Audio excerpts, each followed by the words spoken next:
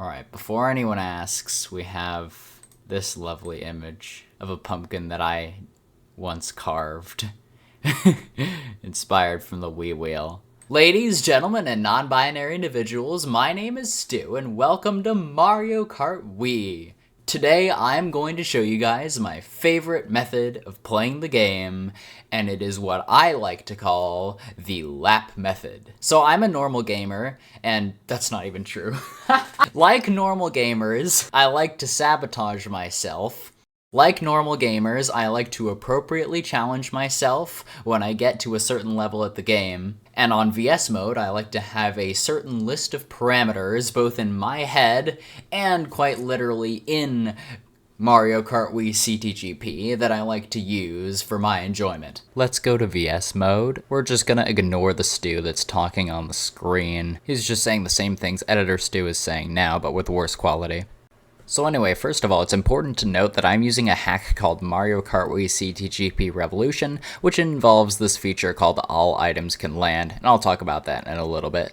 Anyway, the main things you want to pay attention to in the select screen are the class and the items, class being the speed and items being aggressive, so each item has a little more impact on the race as opposed to strategic items and balanced items.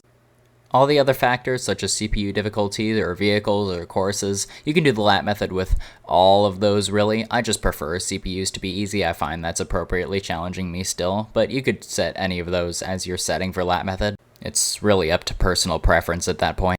Side note, a fun lap method challenge that I like to do is what I call the Mario Kart Wii Getting Over It challenge, in which I do all the 32 tracks in order. And if I get second place or worse on any race, I start all over again, so that's very fun. Just kidding, it is not. I do not recommend it unless you want to lose all your sanity. Because I have it set to aggressive items, I most often have to catch up to the pack and then decide when to strike and when to stick my nose out in front, but I'll talk about that a little more later. What else is there really to point out? I guess the 32 races should be obvious. We've probably all seen the end screen enough times, right? Sometimes I wish I could officially hard-code my own guidelines or change the VS rules screen to have my own rules that I've came up with just so that the game hard enforces them, but whatever. Here's how the lap method really works. I make sure that a CPU is further ahead in the lap than myself on a lap that is greater than mine. For example, usually a CPU is on their lap 2 when I'm on my lap 1, and they're further ahead than me on the track. This means that even though the lap method is all about being lapped and then winning, I don't go backwards to get lapped and then get going again. I instead wait at the start line typically. And I typically wait off to the side just to avoid the blue shells that come flying in case I have an item that I'm holding and I don't want to risk losing it at the start of the race. Now you can start further ahead in the lap and have a CPU lap you there, but that's usually more challenging. Anyway, if you're still confused, let me confuse you more with this list of formulas, or it's really just one. This is for nerds. So we let the lap remaining distance of the player equal LRDP, we let the lap remaining distance of the CPU be represented by LRDCPU, we represent the current lap of the player, also known as, like, if it says lap 1 of 3, it's the numerator, that's CLP, and the CPU's current lap is CLCPU. So LRDP has to be greater than or equal to LRDCPU, and CLP has to be less than CLCPU at any one given moment for at least one CPU. So it's not like all the CPUs have to lap you at the start line, we just have to wait for one of them. Confused? Don't worry, you'll get it after watching me race a few times. Ha ha ha, subscribe on Twitch! Anyway, moving on, because I have other parameters. So I've set this thing called All Items Can Land. It's a CTGP thing, so it's not really required for lap method, and you can do it without.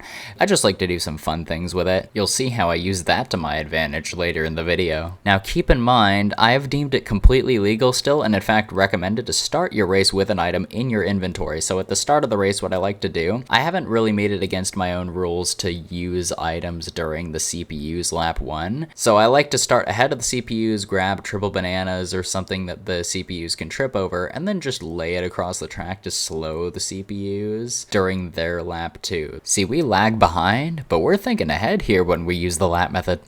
If you guys didn't know already, I stream on twitch.tv/OctoberStuart, in which I do a lot of Mario Kart Wii lap method races. After having done the lap method on all the vanilla game tracks, and over 100 different custom tracks as well, let's just say I've noticed a few trends, which I will go over. Oh yeah, one other thing, if you set it for all items can land, it's easier to run most items up to first place because, for example, if you have a shock or a bullet or something, and then another certain shock or POW happens, you don't lose your item right away. You can pick it up, for example. Just like if you lose a star, you can pick up a star off the ground. You can do the same with a Mega Mushroom or something else that can dodge a blue shell. Or other catastrophic item stealing event, but it's usually a blue shell. Anyway, trends. So first I'm going to talk about boost panels. Tracks with boost panels are harder to do the lap method on than tracks that do not have boost panels, because CPUs go faster over them and the items do not. So for example, a golden mushroom is pretty useless on a track like Rainbow Road. You'd need something like a bullet that goes 145 kmh to make up for that ground. But anyway, yeah, boost panels make the lap method significantly harder.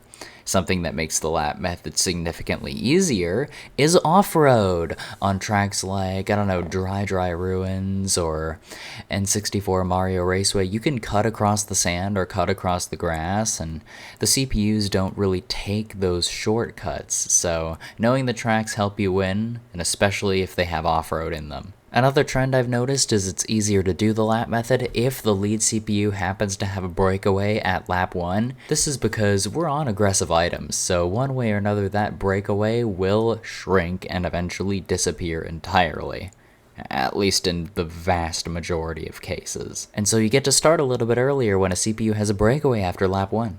You may notice that if you have all items can land enabled, that thwomps can really help you in the lap method, along with other things that can take your items away, such as piranha plants. Just generally knowing the track really helps you catch up, by the way, and this is especially true when I was learning how to do the lap method on custom tracks.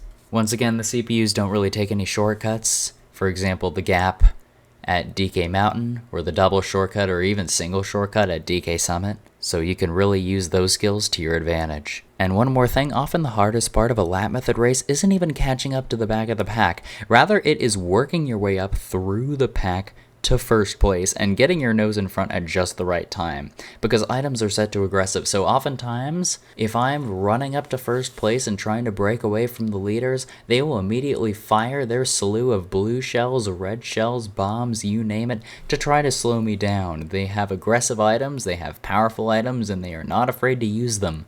So if there's enough time left in the race, for example, if I'm doing really well and catch up to the leaders just into lap 3 or maybe at the very end of lap 2, then yeah, it's probably good to pull away because you can tank those blue shells. But in most cases, you need to find out when to strike, and you need to figure out what item you can hold or bring up to first place and use appropriately at the right time. Timing is very important when winning a race with aggressive items if you're in the middle of the pack.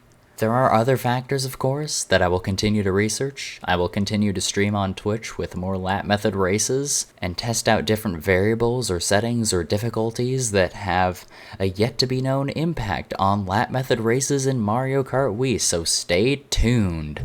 Anyway, with all that said, I am about to turn it over to the stew with the worst audio, so enjoy my voice sounding a little bit like Rosalina, I guess.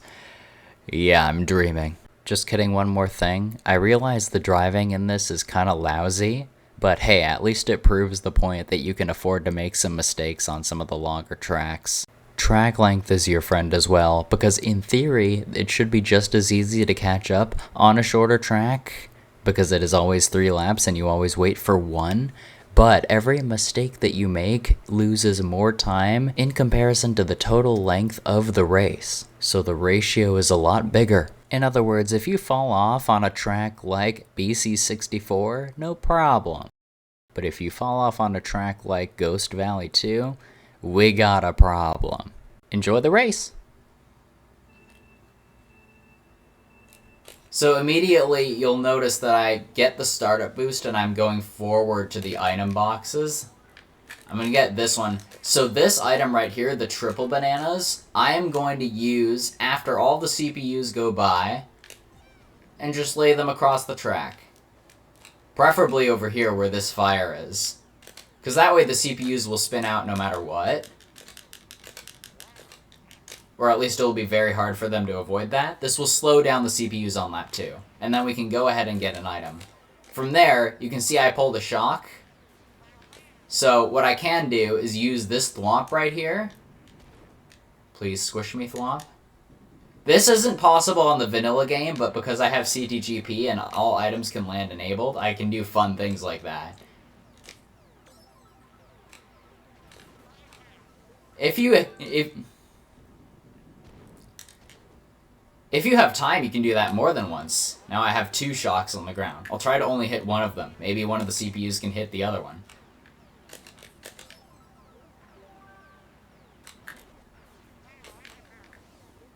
In the meantime, I have a golden, and now I'm going back to the start line, in which case I will watch the air because of things like that. The blue shells will be flying. But Wario was ahead of me on his lap 2 and my lap 1, so I might have accidentally hit both shocks, only meant to hit one, but still, you can see how much that really helps. And at this point, we have started our attempt to catch up to the back of the pack. This is the most peaceful part of the race. But what you want to pay attention... Oh, of course I missed the box. What you want to pay the most attention to... Wow. I am really screwing this up. That's fine, though. That's the benefit of this being a long track. On tracks like Yoshi Falls, where I have distractions of talking to the camera, and I'm not quite used to this yet, I probably would have not been able to catch up. Or tracks like Ghost Valley 2, for example. But this is one of the longest tracks in the game, so you can afford mistakes like that without too much of a punishment. And as long as I'm roughly a third of a lap ahead of the leaders, a third to a half a lap ahead, I should be fine. 2:18 across the first lap, though, is so nasty. Also, I hit my own banana. Nothing's going right for me this race, wow. I will still catch up, though, because this track is very possible with the lap method. There are no real boost panels anywhere, so the CPUs aren't moving too quickly.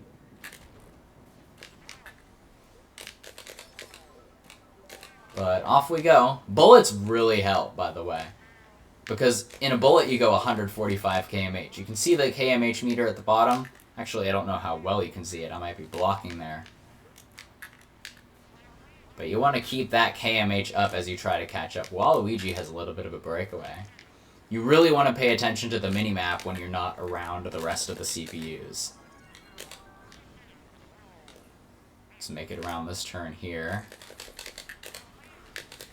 Okay, 55-second lap. That was not the best lap whatsoever. I really got to concentrate in order to catch up. But that's fine. It's still possible.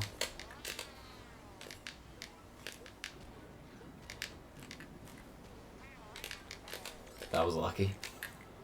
That's a terrible item to run up to the front. At this point, though, you do kind of want to get an item to run up to the front of the pack, because the blue shells will be flying. So honestly, I could just wait here and bag a little bit, because it is on aggressive items. Hopefully this item will dodge blue shells. It can't. That's terrible. This race does not want me to win.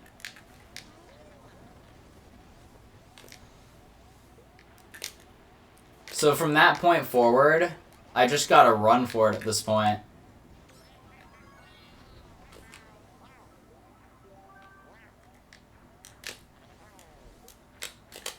Alright, there we go. So that's how you do the lap method. What a time. 4:15.9. Insane stuff, dude. But yeah. So the CPUs laughed me right after they completed lap 1. And I came back and won. That's a standard lap method race with a lot of mistakes in it, but still being able to come back. So it is possible on most custom tracks, and that's one of the easiest tracks to do the lap method on, in my opinion, just because of how long it is and how little boost panels there are. But super fun. I hope more people can have fun trying this out. Let me know what you think of the lap method. Anyway, with that being said, that is the video. Make sure to subscribe to my channel and also follow me on Twitch at twitch.tv/OctoberStuart. I'm going to be streaming there and uploading lots of good Mario Kart Wii content. We got a lot of good things coming, so in the meantime, happy racing. Hey.